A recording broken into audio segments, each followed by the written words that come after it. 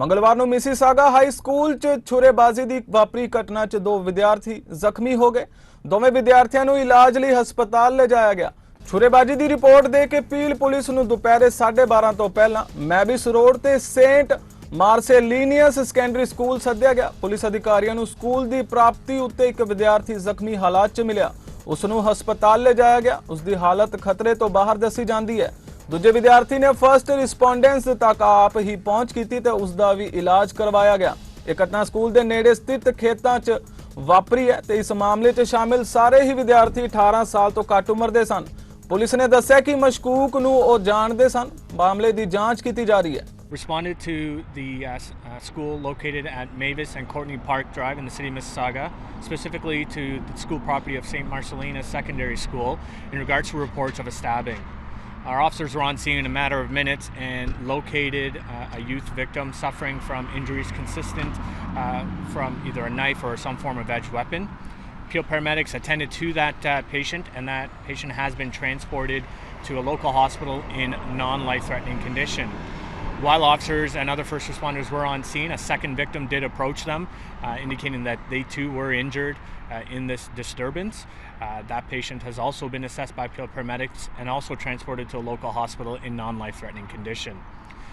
What we additionally know is that prior to the stabbing incident, there was a disturbance that took place on school property, and which is what led to the stabbing incident taking place. Our officers checked the area, and adjacent school was placed into hold and secure.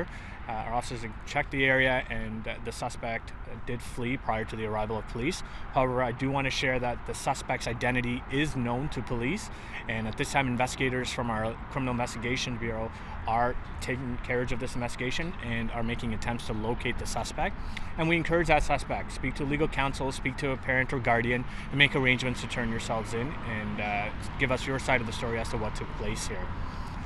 As in any incident involving schools and on school property, the safety of students and staff is our primary concern. So as I mentioned, the school itself here, St. Marcelina's, did go into a lockdown to facilitate our investigation, and a neighboring school, Mississauga Secondary School, did go into hold and secure for a period of time while our investigation.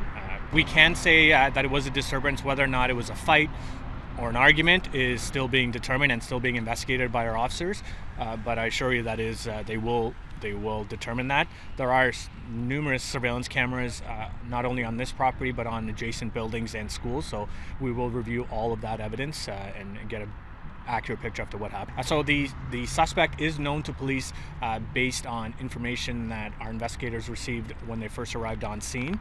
I don't know if this suspect has any previous interactions with police. Essentially, yes, witnesses that were on scene, along with some video footage that we did receive, has provided us with identity of the suspect. I can't say for certain that both victims suffer their injuries from the same suspect.